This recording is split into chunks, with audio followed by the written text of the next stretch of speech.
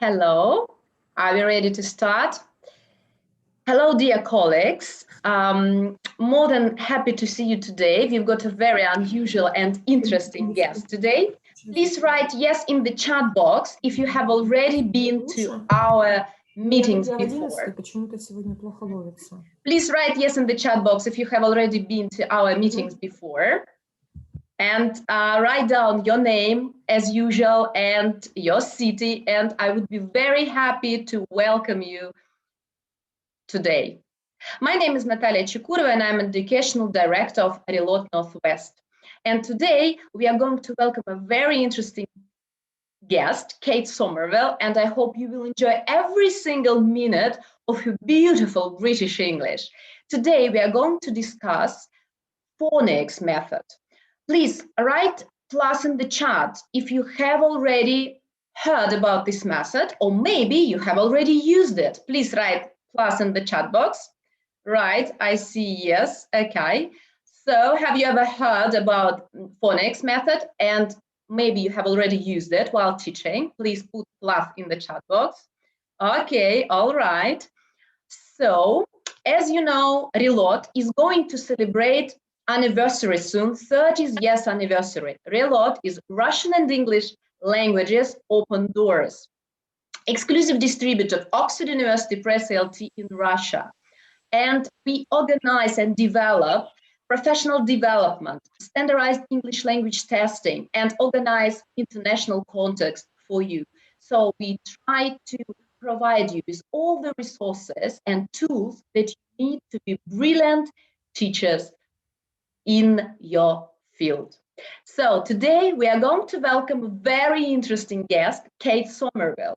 And she's the founder and the director of MiniMe English Club, English with Mom. And she's the author of this course. And she's a mom of two great kids, Coco and Ryder Somerville. So Coco is 8 and Ryder is 5 years old. And they both live in the UK. And they are bilingual.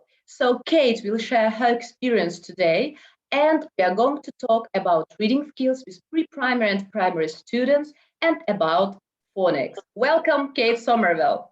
Can you join us, please?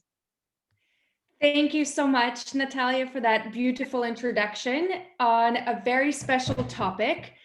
And I want to welcome all of you here. Thank you for joining.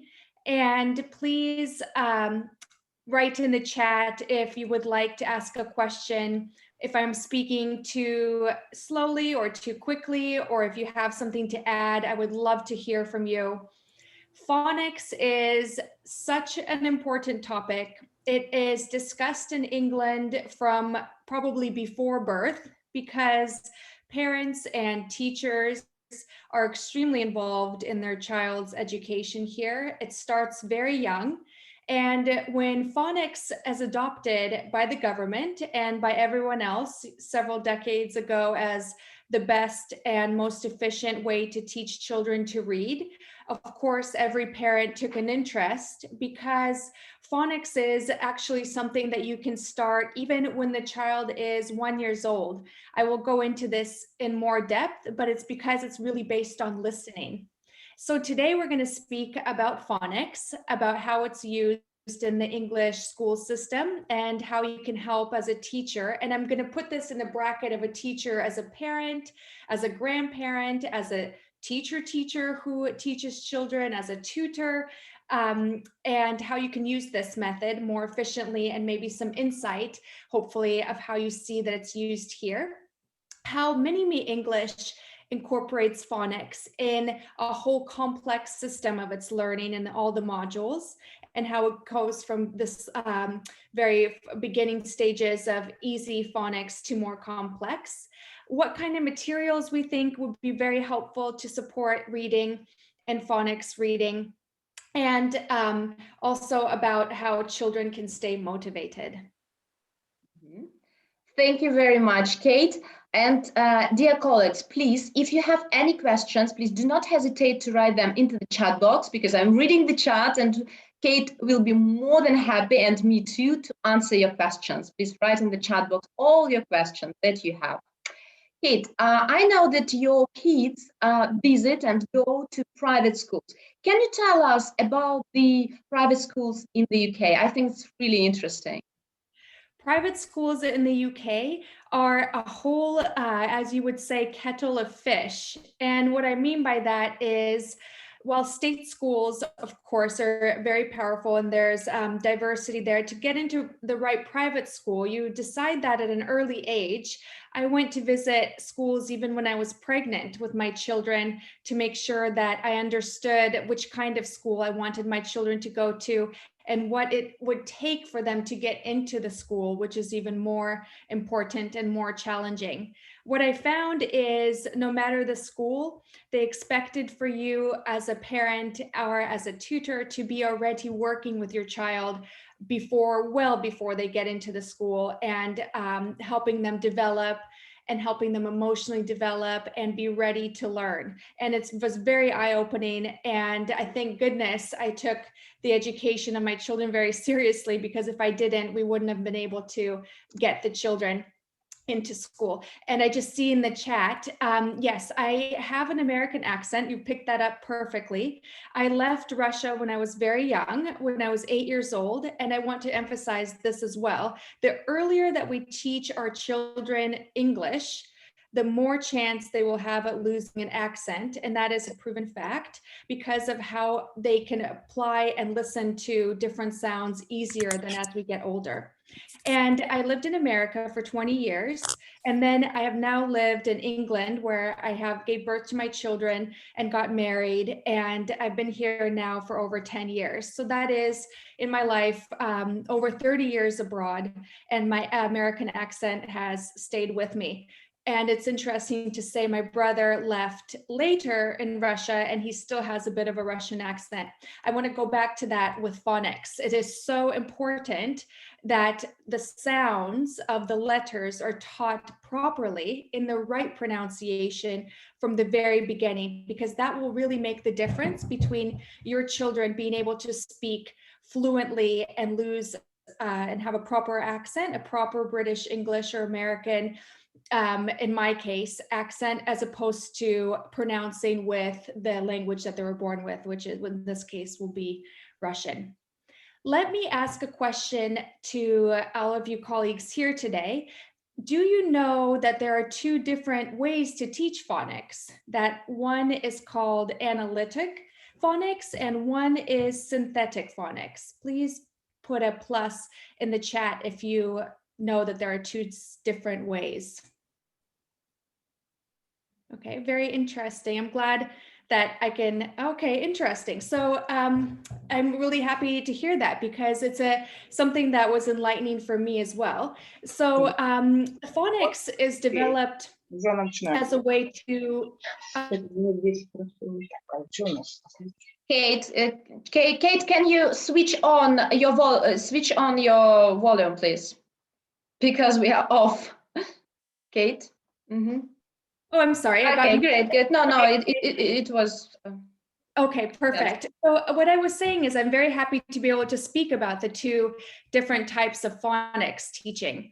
The first type of phonics is called Analytic Phonics. It's actually quite popular, although now in England, definitely Synthetic Phonics is the way that things are taught. But let me speak with Analytic Phonics is a way of teaching where the child is using more guessing.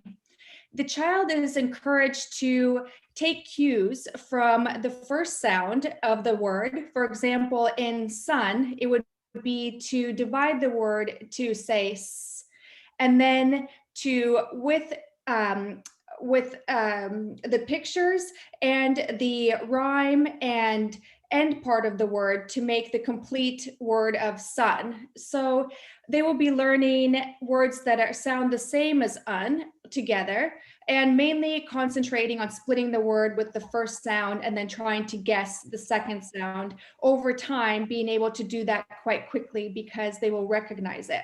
So it would be a sound, the onset, rhyme, and the phonics would be taught with word families. There are many books that use this method in the past, and perhaps you might even use it now. This is of course, much more superior to using just the whole language meaning of reading, which is not phonics, which was guessing from hearing the word many times orally and verbally, and then being able to remember it and starting to read. So we have that method. We have analytic, where we're guessing the first word, learning onset, learning rhyme, and learning word families. And then addition to analytic, this is a bit of a slower process. You might learn one sound every week. So this is going quite slowly. You're concentrating on the alphabet first. You're learning letters and then the sound. And you're doing a lot of corresponding sounds to the letter, which would be word families. So synthetic phonics is very different from this. This is learning sound first and then attributing it to the alphabet letter. And there's 44 sounds called phonemes that you would be introduced to as a child first on. And you're not guessing here, you're actually learning to listen and listen the sounds that each word can, or each letter can make, which can be going from basic of one sound to then more complex of two or more phonemes together to still be attributed to the same letter. So the child is being encouraged to break words apart in each separate sound, such as s, n, and then putting them back together. So it would be blending the word together with all the sounds sun, or conversely segmenting them when they're seeing the word into their separate sounds. There is an emphasis on hearing and identifying the phonemes in all their positions, as opposed to trying to group them together, like together, you would say n separately. And they're taught that the alphabet is reversible in a way. So spelling is taught simultaneously, because if you can read the word by breaking into sounds, you can then start understanding as a child that the sound can also make the word back up together to spell. Spelling happens quicker and it's taught at the same time, as opposed to analytic phonics where it's taught separately. Another great thing about systemic synthetic phonics, by the way, synthetic doesn't mean not natural material, it just means synthesizing, is that you teach it from the basic to the more complex, and you eliminate guessing. And you can also have more confidence in your self-learning. Children can learn up to 8 sounds in a 2-week period. So they're learning to read much quicker. They're getting that self-confidence to start doing it on their own. And that's really the important part of a child's education here, the independence and the ability to start doing this reading much sooner, much earlier, and much faster. I have a picture chart here of course, you can see of the letters and then their representative symbol or sound below it. And we can go to the next chart of having the phoneme chart of the very simple sounds at first. And as you can see on the right-hand side, you can start seeing 2 sounds being put together. And for example, I can be then attributed to several letters, letter sounds and words. And once the child just learns that simple letter sound together, they can start applying it to other more complex sounds as well, in letters and words. And if we can go to the next stage. So in the British schools, the systemic synthetic phonic approach is the one that's recommended, the one that is used widely. I actually don't know any school or any government recommendation that goes against that, because it has been so effective to teach children to read from a young age. Children who might have learning disabilities are able to read better because they're learning with sound and they're not trying to guess or trying to place letters together. Because while English is quite actually a logical language, there are many exceptions, as you well know, to words of how they're pronounced. And this eliminates a lot of those. This allows the child to first learn the non-accepted words quite quickly, so they gain the confidence. And then you add your tricky words, or the words that cannot be decoded easily, into into your syllabus later on.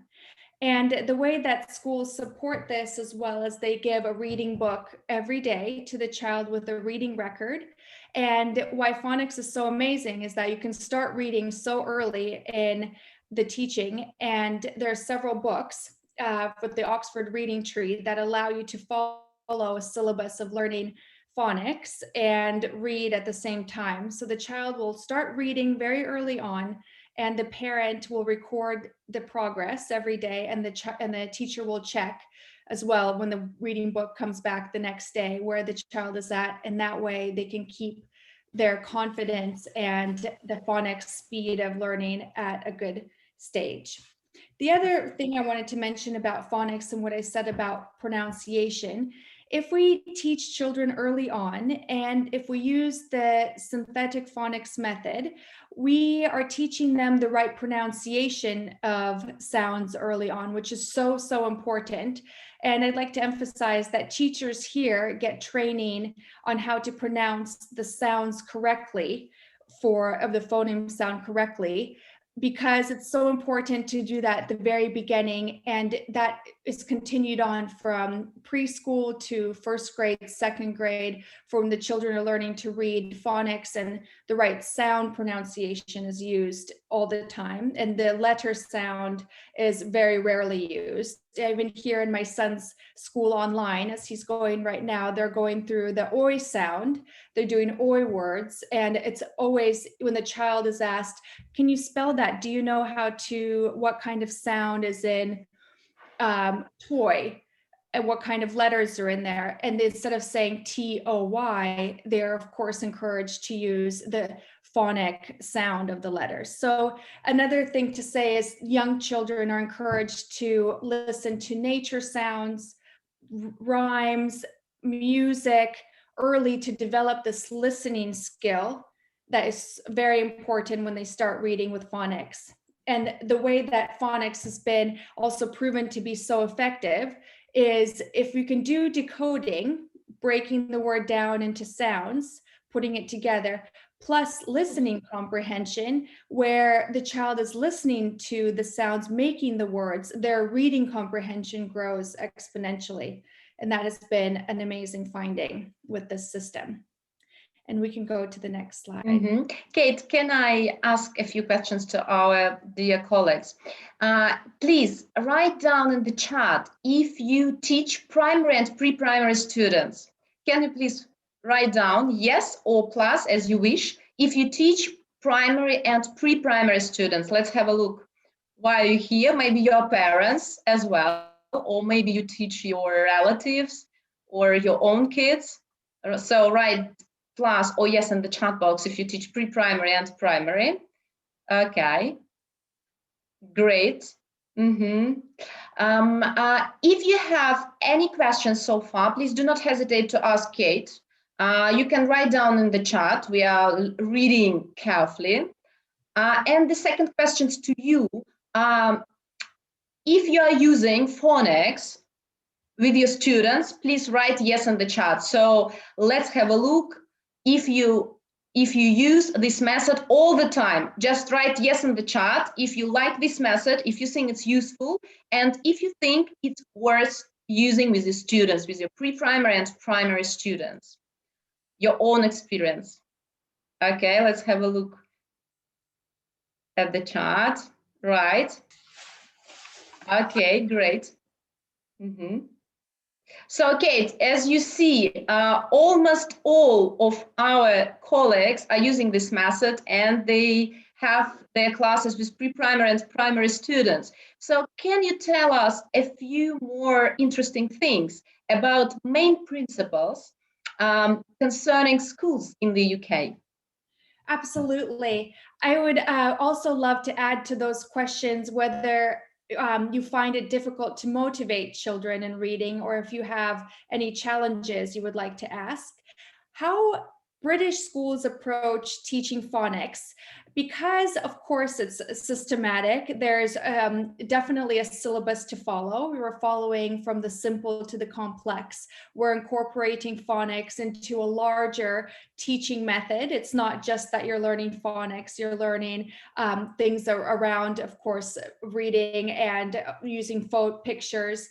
So it's a part of a larger syllabus, and phonics is just a tool. It just proves to be the best tool to use to teach children English. How do you make it fun is very, very important. We cannot just sit children down and expect them to be interested and encouraged just through drilling them with words or sounds. So British schools do this extremely well. They do this with puppets, they have toys, they have games. It's always extremely fun.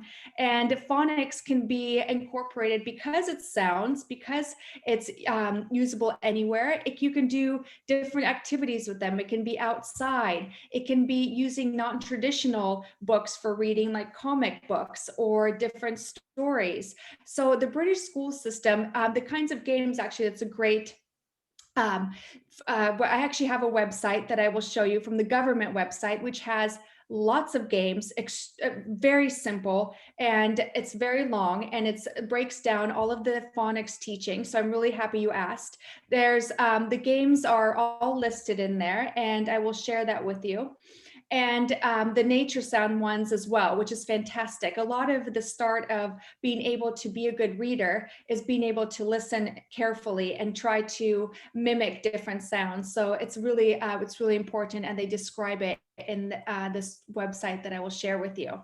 And also very important that we go slowly. British systems is very intense. We do start school much earlier than we start in Russia, as you know. That's from 3 years old. You're definitely most likely, I would say if you're going to private school, you're in their nursery already, which is learning to know letters and sounds. And so it starts very early. And with that in mind, it goes quite slowly, because you want to be able to have the child build with you. And so it's step-by-step teaching, but it is early. There's a lot of emphasis on breaks. The teaching is never long. It's never that they sit for an hour. It's always about 15 minutes of intense learning. That's fun. It's enthusiastic. And it's very poignant. It's to the point teaching. It's prepared, which is important. And it's a lot of songs and rhymes and stories. The computer is also used. We can't deny anymore that there are so many resources online for children. We just have to use them properly, and they are incorporated in the British school system from 4 years old. My son, when he started reception, is already logging on by himself and using the computer as a tool.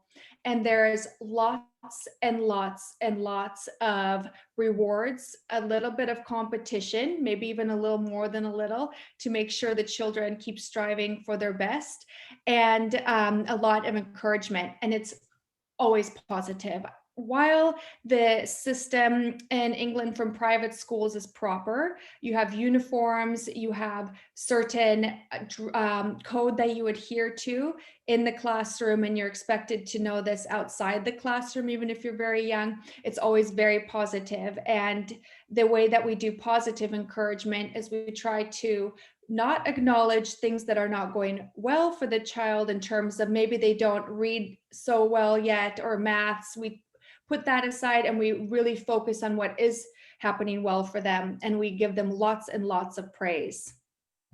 Mm-hmm. Okay, thank you, Kate. And I think it's really important, this sense of achievement, because this is pure motivation for kids. What do you think of it? I think it's amazing to have phonics, because if you can read even short 3-letter words as a child, that gives you freedom to be able to start seeing your world more independently and in your own way. And I have to say, a lot of us are very busy parents. Sometimes we're teachers, but we don't have enough time to teach our own children. And with phonics, if we start to give the basics of sound recognition, of being able to break words apart into sounds and put them together, that gives a child the ability early on to start exploring their own world with more confidence and learn a lot quicker. All right, and Marina asks us, could you please share the materials and the description of games using phonics, activities visual for young kids and kids with dyslexia? Marina, we do have Oxford Teachers Academy online for teaching students with dyslexia. I'm going to send you a link in a couple of moments, and I'm going to send you a link for our professional development course in RELOD for pre-primary and primary students teaching with dyslexia. So I will do it in a couple of minutes. And Kate, can you tell us a few words about games that are used to teach phonics? Can you give us any examples? Yes, absolutely. So some of the games, as I mentioned, there's of course songs that are incorporated every day. A lot of them will be even something very simple like a hello song. And the teacher will have a shoebox with them. They will sit the children in a circle. You don't have to have many children. You could have just one of your children.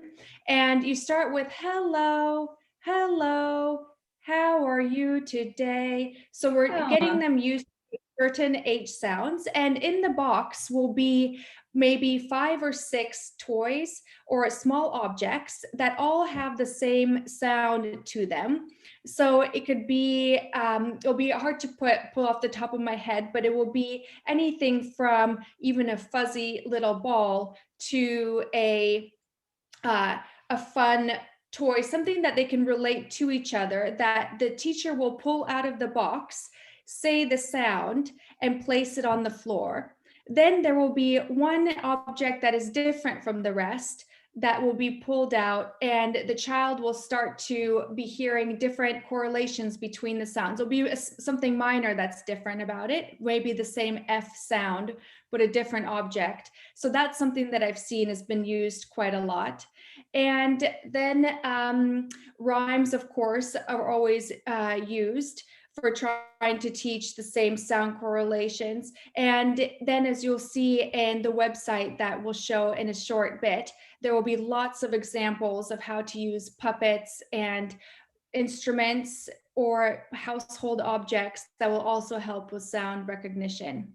Thank you, Kate. Natalia, we would definitely recommend a lot of different resources just a couple of moments later. So we're going to discuss it today. And as for the last question, did I get correct that 3 years old child can start teaching to read with this method? Kate? Absolutely. It is even before then, because children are primarily listening, especially from birth. When they can't communicate, they're taking these sounds in. And even a 3-year-old, and actually I have to say that in Asia, 3-year-olds are actually reading. They start reading much sooner.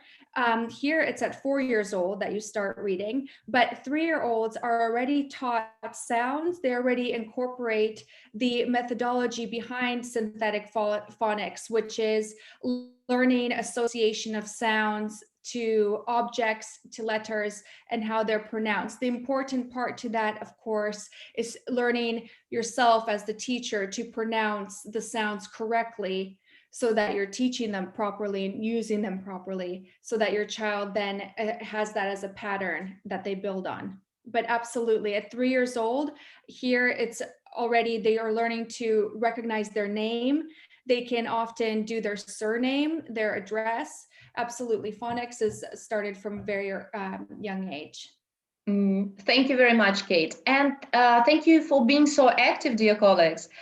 One more question which I would like to discuss is the role of parents. I think it's dramatically important. Kate, what do you think of it? Parents here are, in private schools, are extremely active. So to get into school, which is, let's say you're going to go directly to reception, your child already needs to be prepared, willing and open to learn. How do you do that as a parent? Well, that means that you're starting to work with them from birth. You're starting to give them interest in learning in a fun, physical, and interactive way. tutoring is actually discouraged here. And tutoring, I mean, if you're just trying to drill them numbers, letters, trying to have them learn certain skills like maybe body parts that they can write down. A 3 and 4-year-old would not be able to do that on their own. What schools are looking for and what parents really try to do here is develop their full brain and emotional and ability to learn by reading to them, starting to do sounds with phonics, by starting to show them the natural world, take an interest in their being, ask them questions, have them do a lot of physical touching with materials and then pronouncing the sound to those various things. So it's extremely, extremely important, and it starts very, very early on. It also makes discipline. So working with a child for 15, 20 minutes a day is much more beneficial than trying to stretch an hour a week where it's too much time, they're too little, they can't pay attention for long enough, and it's not encouraged in any way here. And a lot of the time, children might be resistant to wanting to do a scheduled activity, but a lot of that can be eliminated if we ask them questions. Sometimes what's preventing them from wanting to do something is very simple, from being scared that they couldn't do it, to maybe being tired or needing a snack.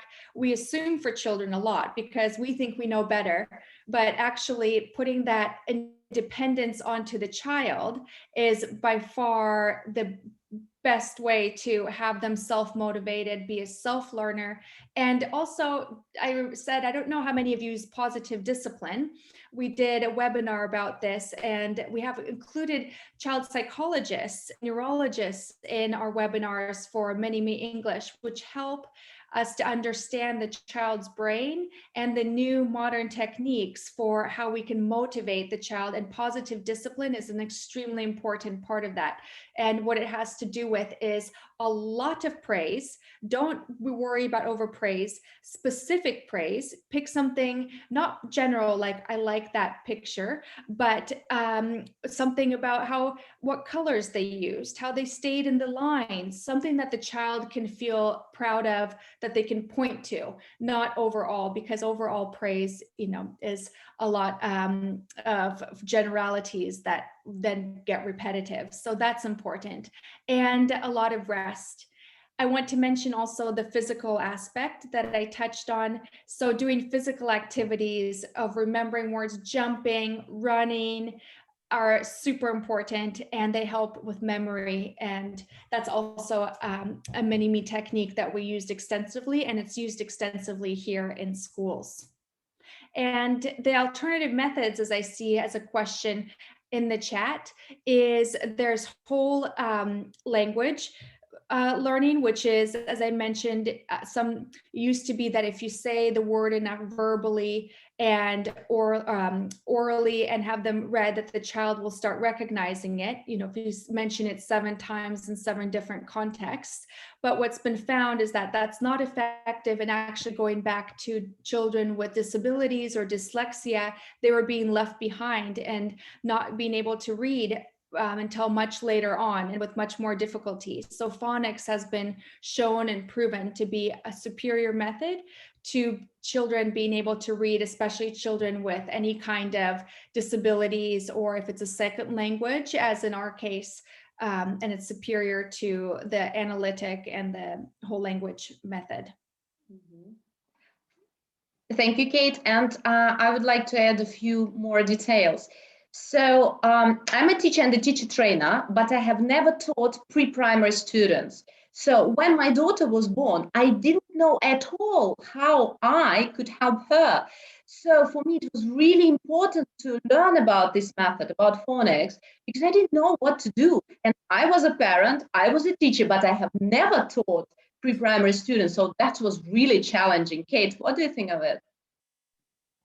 I think the more that we can move away exactly from the fear and the unknown of teaching children early on, the better. Children here learn very early, and it's in a fun way. I just want to emphasize that while it's scary and you don't know how to approach teaching your own child. It's really using the natural world and in an interactive way. And I just wanted to say, yes, I have heard in the chat, there's a question about Hooked on Phonics. I do know Hooked on Phonics. And actually, I believe that I learned how to read Hooked on Phonics in English way back in the day.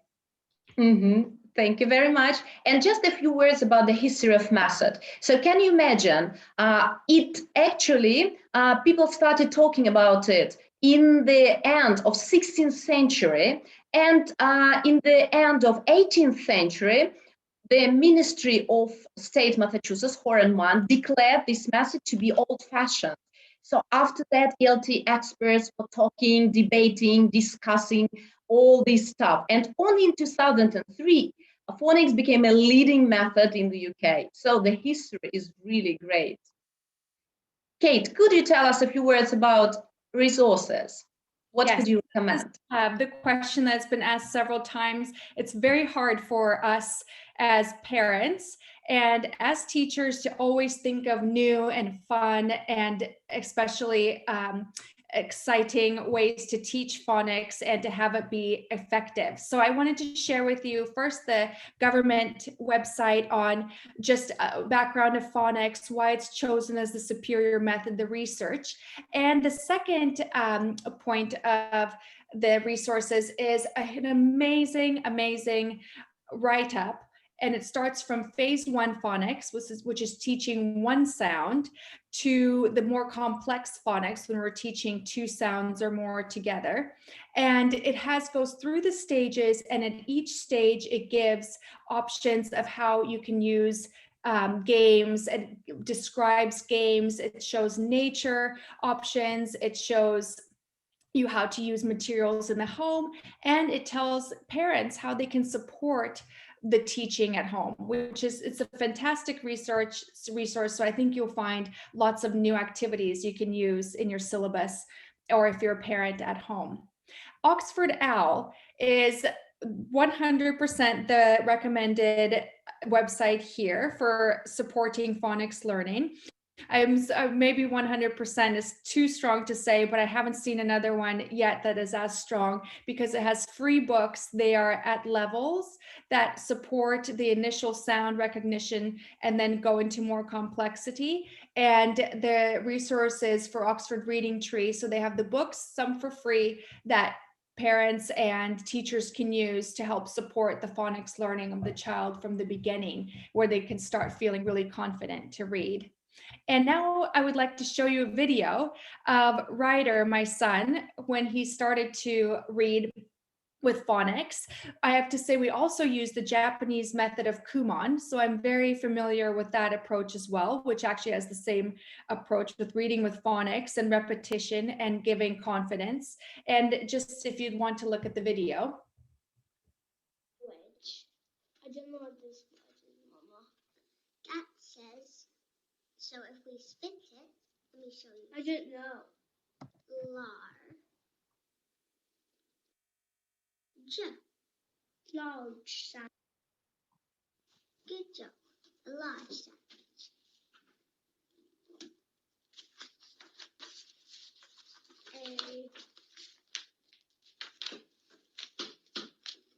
A leaf.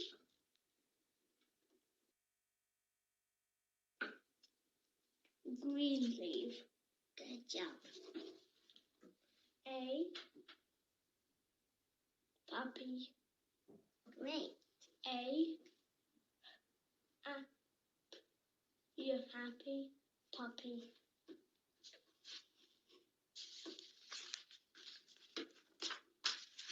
A witch.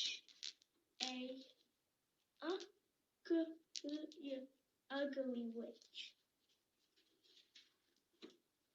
A horse. A strong horse. Great, Liza. You're doing really well. A dress. A pretty dress. A bow. A Nan. A. N. G. So look. And give me a pencil for a sec. Don't show me do it. Look, so if we split it, this says and, that says read. What's it together? And read. Angry. What is it? Angry. Good job. Apple bowl. An angry bowl. Angry. A.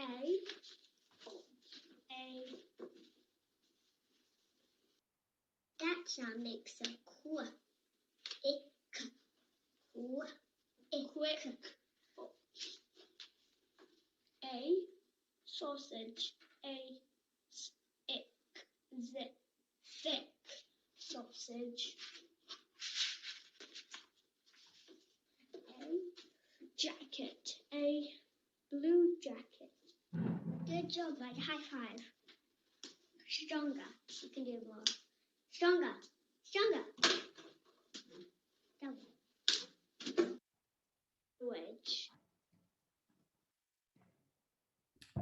So here you might notice a couple things, or at least I hope you noticed.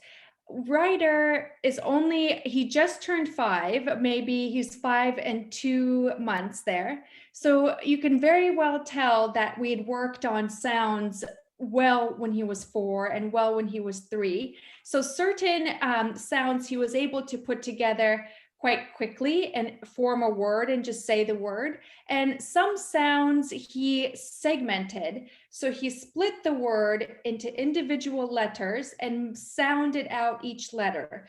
For example, ugly, and then put them back together, blended them together to form the word.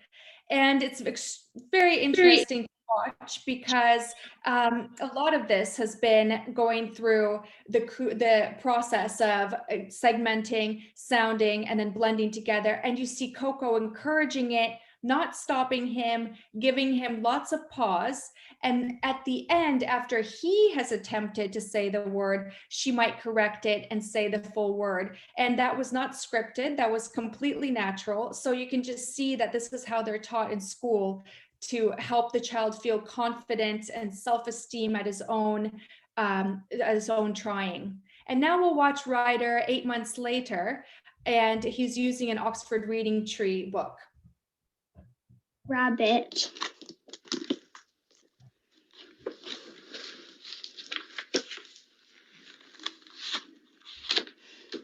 Floppy saw a toy rabbit.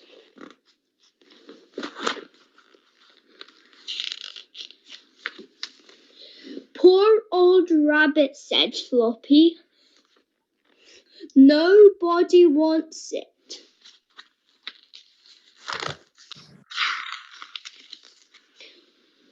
Floppy took it to Kipper. Poor old rabbit, said Kipper.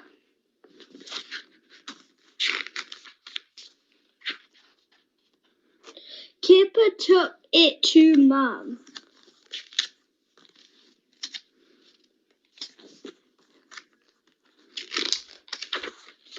Look at this rabbit, said Kipper.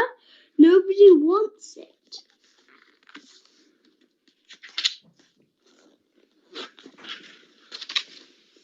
Look at this rabbit, said Mum. Dad washed it.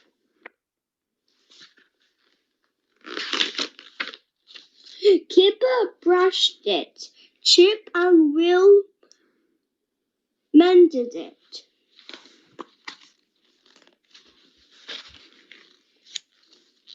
They all wanted it new. Oh no!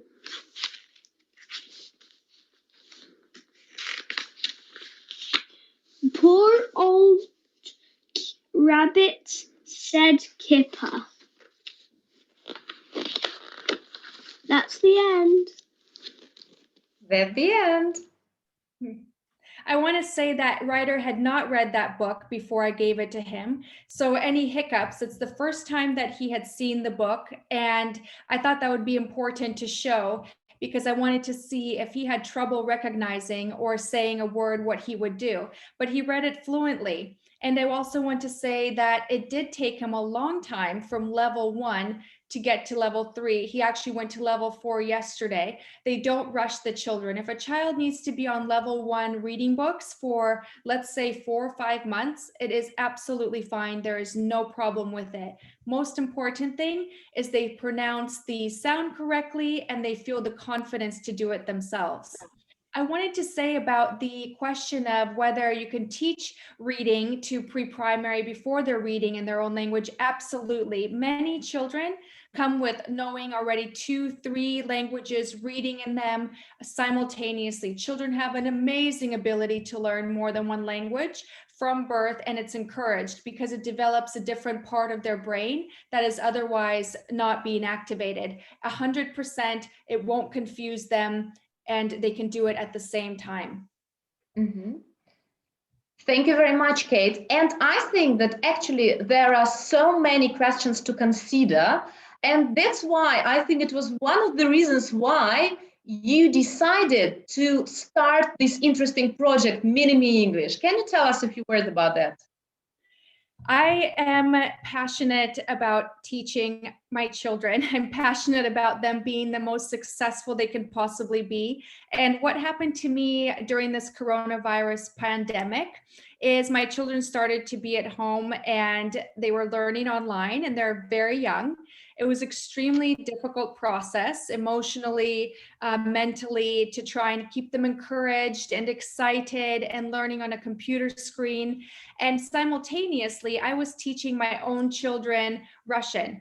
Because I live here, my husband doesn't speak Russian. It was very much on me, and I found it confusing and frustrating and tiring because I couldn't find the right resources. We have so many resources online, but none of them are, or very rarely are they making sense. Are they fun? Are they short? And I didn't want to pay for a tutor because they were quite young. It's expensive. I wanted to be able to teach them a little bit every day. And also I speak Russian. So it was important that I would be using my own Russian to teach them. So MiniMe English was born from that. What I wanted for other children, for Russian children who know the importance of learning a second language. English is such a big tool for us these days. I wanted a fun, quick, everyday method that anybody could teach them. We say with mom, but mom just means anybody who's at home with them or a teacher. And they don't need to speak English. And so I wanted something that was emotionally engaging and for the Russian child to be immersed with British children, to feel like they have a friend, to feel that the course was natural.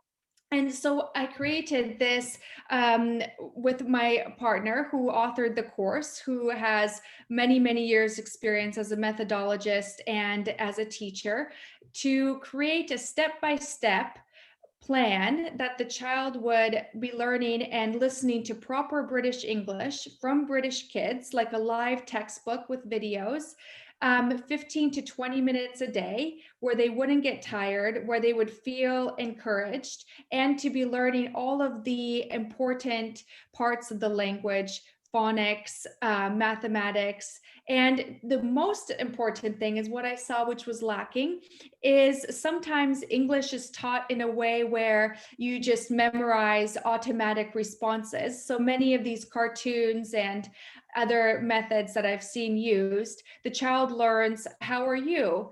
I am well. But if they're asked in a different way, are you fine? They would get confused at the question because they don't know actually what they're saying. And in our method, we're trying to teach them the actual words so that they understand how they're used in any conversation. And if they're asked, they can pull out the same vocabulary because they use it in different scenarios and they hear it properly and spoken properly. So it's an extremely exciting passion project, which has a lot of research behind it, which has webinars with neurologists and psychologists, because I know the importance of emotional and mental support for children. And it's physical. It is fun. It's not.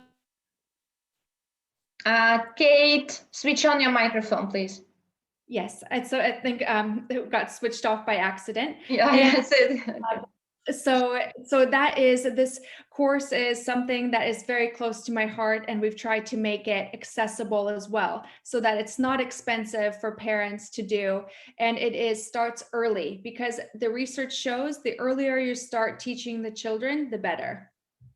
Right, Kate, thank you very much. And I think it's crucial for teachers, for parents, and for everybody who's going to teach pre-primary students that they're given all the tools. Because as I have already told you, that I teach normally adult students and business English. So for me, it was completely challenging to have classes with my own child when she was, 3 or 4 years old. So for teachers, for people who look for kids, you don't necessarily to be a methodologist.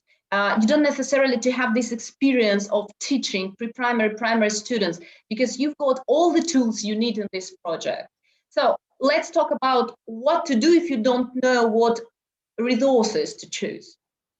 Absolutely. I just want to answer one important question in the chat. I know there's lots of teachers who have joined us. This course can absolutely be used in school because it's a whole system, but also it's broken up into modules, and it's broken up into certain learning groups. So there's over 100 videos every week. The teacher can use the videos with proper British pronunciation to supplement and support their own syllabus. It's an amazing tool that can be used either alone. You can follow the whole 9 modules and have all the foundational English at home, or you can incorporate it into your syllabus. And we have lots of specialists to help with you understanding how you could use it with your nursery students or your year 1 students, or as it would be your school students. So the course is amazing. For example, in 4 modules, there's 1,400 videos. They're short, they're effective, and they're all proper English, and they're all children teaching children. It's fun. The materials that we recommend, of course, I've spoken a bit about Oxford OWL, and in the next slide, you can see that we have Shop RELOD, which has an incredible amount of materials, English teaching. And one of the ones that I would suggest, because we're speaking on phonics, is the Oxford Reading Tree. Kate, can I interrupt you for a moment? Can I drop in? Because you had a very interesting idea, and I would like to talk to our colleagues about that. So I think it's crucial that kids teach kids, because it's really motivating. For them, it's much easier and more interesting and more enthusiastic. What do you think, dear colleagues? Is it motivating for pre-primary and primary students to see, to watch different videos with their friends, I would say? And we've got this nice cultural component, because they can see how they eat, where they go, what they do in the UK. So what do you think of it, colleagues? How do you think, would it be interesting and more motivating for kids, like kids teaching kids? Well, that sounds a great idea. Who thinks it's okay, it's interesting and fun? Just write yes or plus in the chat box if you share my opinion, if you think it's really motivating when kids teach kids, right? Only a teacher can teach, you think. Okay, thank you for your opinion, right? Absolutely. I just want to mention that this is a teacher-written course. So, of course, kids teaching kids, it's going on a syllabus. So it's not that they are just saying random words. It's very much based on a syllabus. But the beauty of it is they're natural. They speak as they would among their friends, and they speak to your child learning just as they would speak here in Britain. And it's very different, because what it does is it has a natural language. It's the way that if your child was to meet a British child, that they would be hearing the same language. It's quite cool. Well, definitely. We know that, of course, teachers teach kids, but kids don't know about that. That's why they're motivated, because they are small teachers, they're kids from UK, and it's really natural and motivating for them. Of course, we do have syllabus and methodological base, but still it's a great idea to reach the young pre-primary audience, in my opinion. Okay, thank you very much, Kate. And as you have already mentioned, we've got lots of shops all over Russia, and you can find the list of shops in www.relod.ru. You can come to our shop, so you can shop online at shop.relod.ru. And Kate is going to recommend you very interesting books for you to teach reading using phonics. As I mentioned about Oxford Reading Tree, the reason I keep emphasizing it, there's lots of phonics material that is excellent. And if you're learning phonics, the one that is used preeminently in English schools is Oxford Reading Tree. It just supports from a very early on base for learning sounds with the same words so that the child can feel confident. And I think that's the bottom line, is that we want these children to feel excited about learning, to feel excited about their accomplishment of reading a word. And you don't want the material to be too difficult too early on, because that will discourage them from feeling that sense of motivation and that sense of I can, which we really, really, really want to instill as early as possible.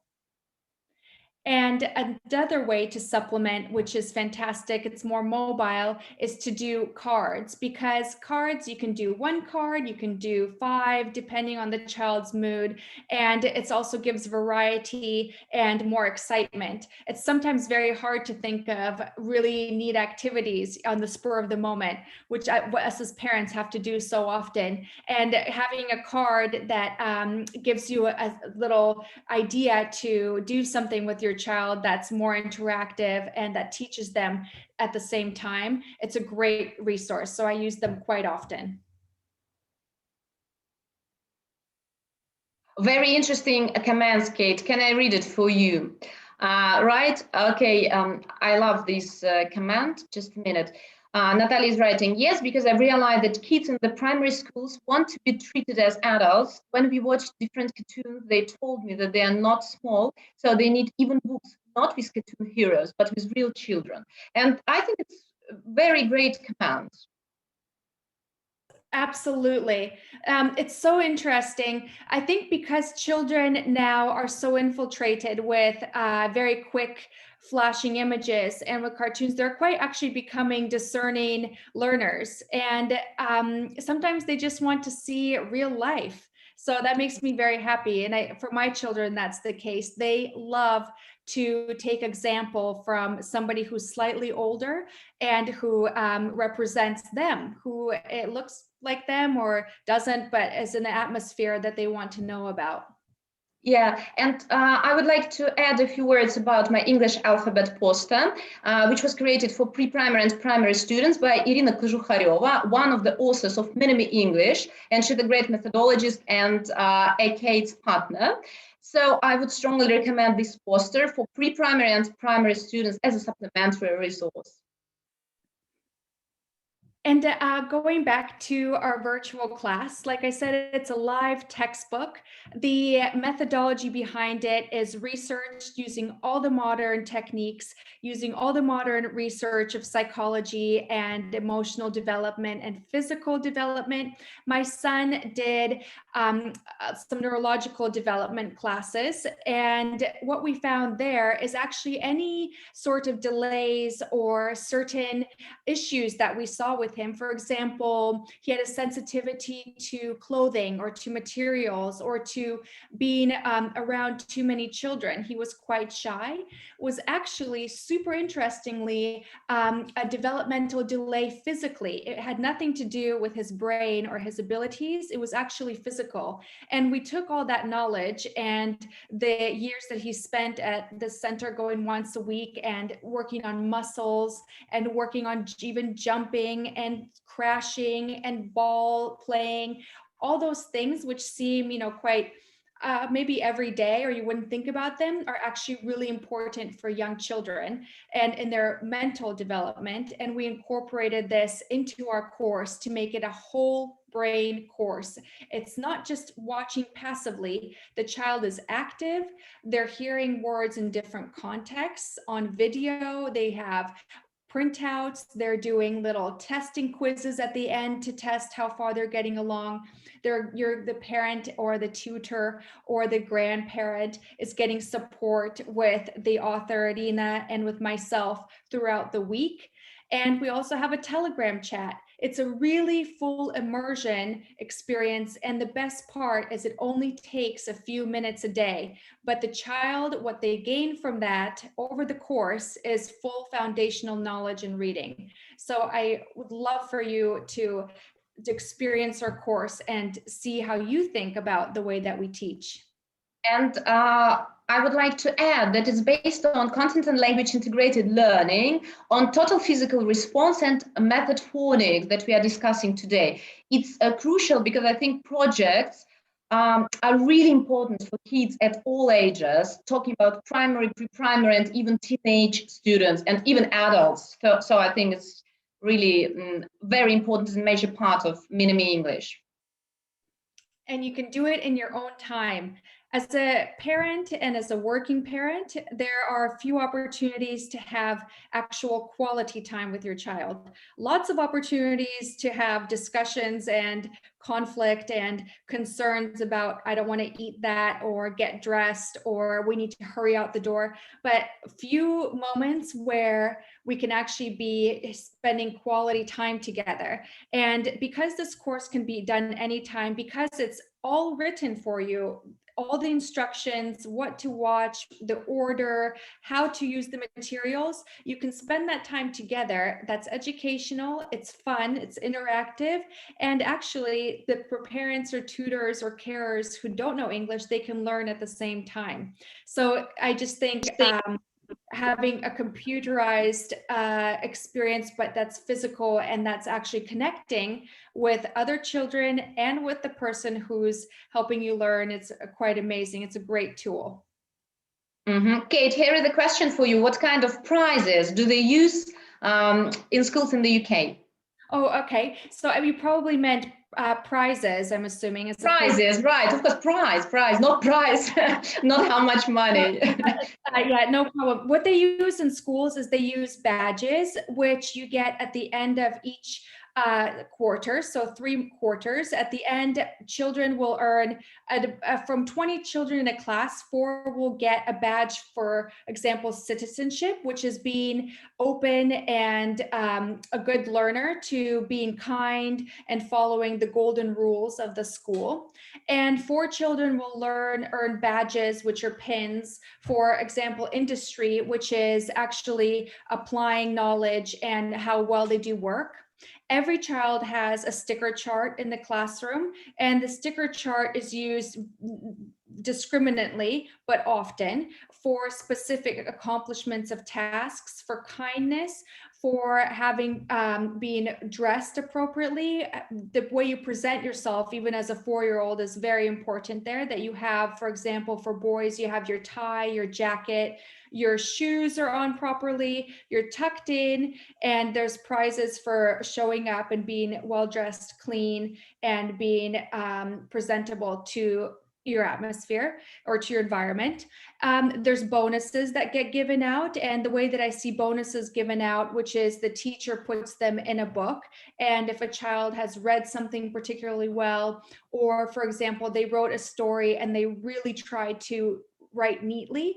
Right now, for 5-year-olds in the 2nd quarter of the school year, they're working on punctuation, so having the right punctuation, they're having the right capital letters, and so they'll give bonuses for that. There's lots of sticker charts that also go out for general communication, for art, for drama, if the child brings to the class something that's special. So actually lots and lots of prizes. My daughter has prizes for being the eco leader, for example, doing something good for the environment.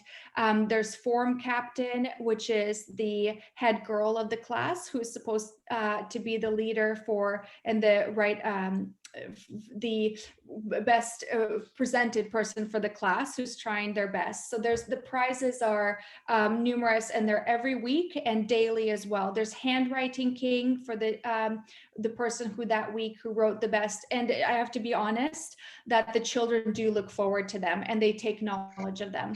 Definitely they do. Even adults would look forward to that, Kate, I think. Oh, sorry. And one more thing, every week there's a golden boy or girl. So lots. Fantastic. Yeah. Kate, shall we watch one more video from MiniMe English? Yes, please. Right. The last one for today. I love it.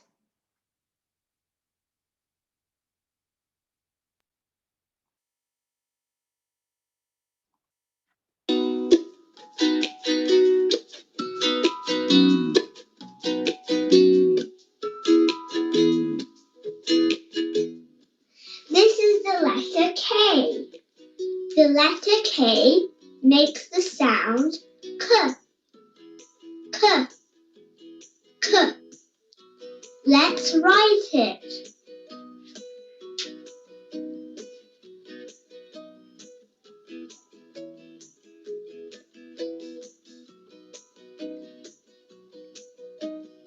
Big K.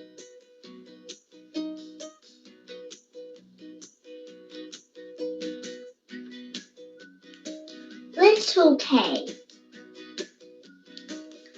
The letter K makes the word king. King. King.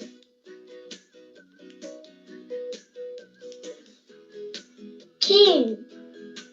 King. King. This is a king. This is a king. King. My favorite. King.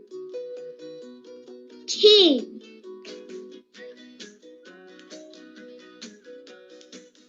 King.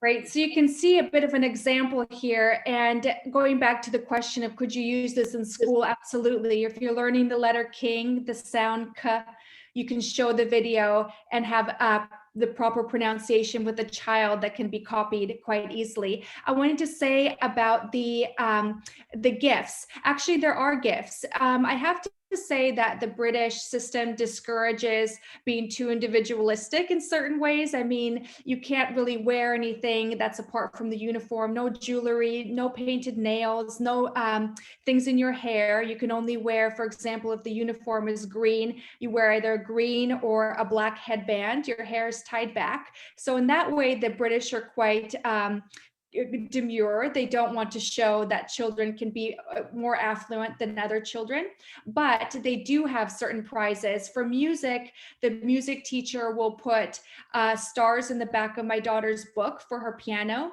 and when she collects 50 stars, he will let her pick out a prize from his prize box. And for classrooms, they will have oftentimes a classroom golden jar bucket, and that is to help the children work collectively together. They usually will split the class in 3 groups, and the class groups will compete, at the end of which they get a certain prize. Sometimes it can even be a movie to watch during the school day. Sometimes it's a prize box, but I do have to say it's not a lot of times.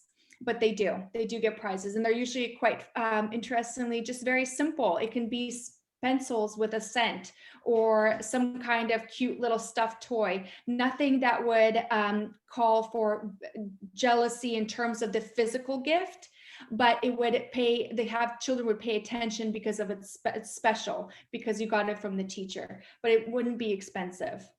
Mm-hmm. Kate, can you tell us a few words about the timetable of your course?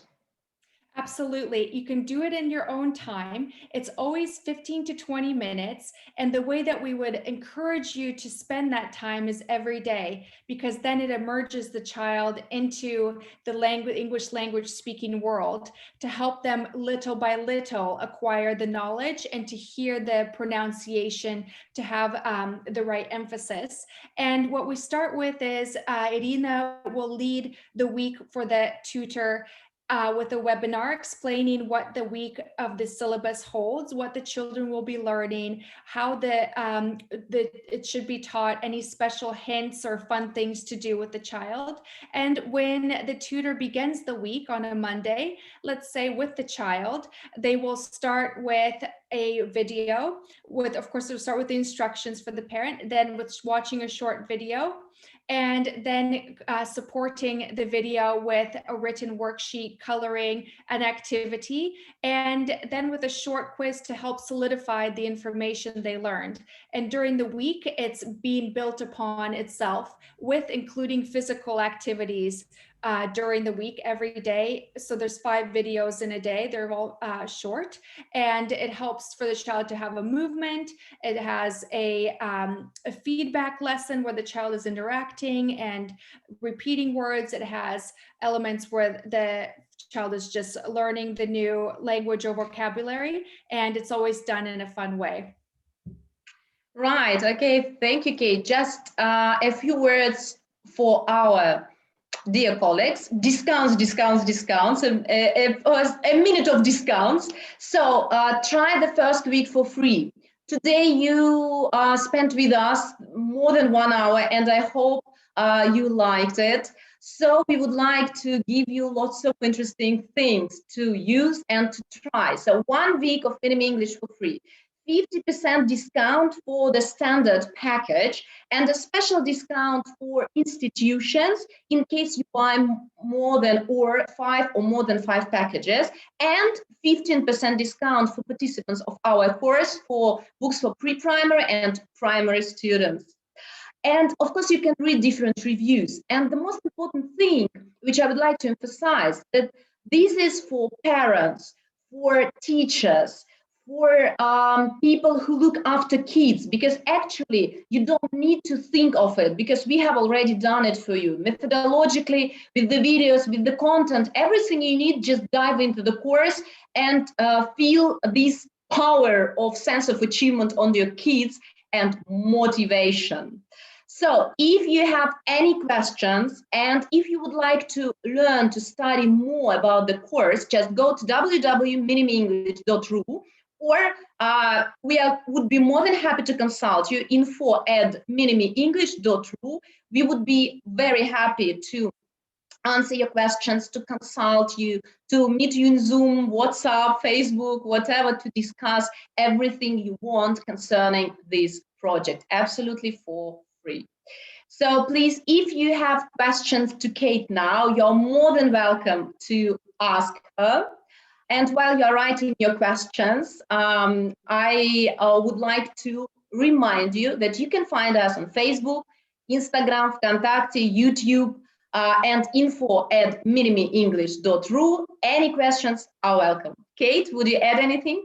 Absolutely. I wanted to say that for me, it was very important to not make this course expensive, because I want it for everyone. So each lesson is only 187 rubles. That is amazing. You can do it in your own time. I wanted it to have people learn, be excited, and to not have it be something like I found with my Russian tutoring for my kids be so expensive that I just didn't justify it for starting when you're just learning the very basics. So it's very exciting. I want to say to one of the participants right now about the discount code. If you just write to us and let us be known that you are interested in the course, we can keep the discount for you and help you apply it and use it for when you're ready to start the course. And each module is 6 weeks, so you have lots of time. It's really 4 weeks of learning, a project week, and then 1 week for us to give our prizes and awards and to take a break. So we're very pleased to have you. It's been really fun for me to speak to everyone here and speak about phonics. And if you have more questions, yeah. And 50% discount on books for those who started the course with us. So if you are a participant, then 50% discount for books for pre-primary and primary students for you, right? Okay, any questions? Our chat is great. We send a day with really fun materials on YouTube that are free, that also help solidify learning for pre-primary and primary. So, dear colleagues, thank you very much. Thank you, Katja Somerville. You're amazing. I hope you enjoyed our today's session and wish you all the best with your pre-primary students, primary students, and all the students you're teaching. Thank you very much. Goodbye. Have a good time. And dear ladies, the 8th of March is coming. So be happy, beautiful, and shining. Goodbye. Have a good weekend.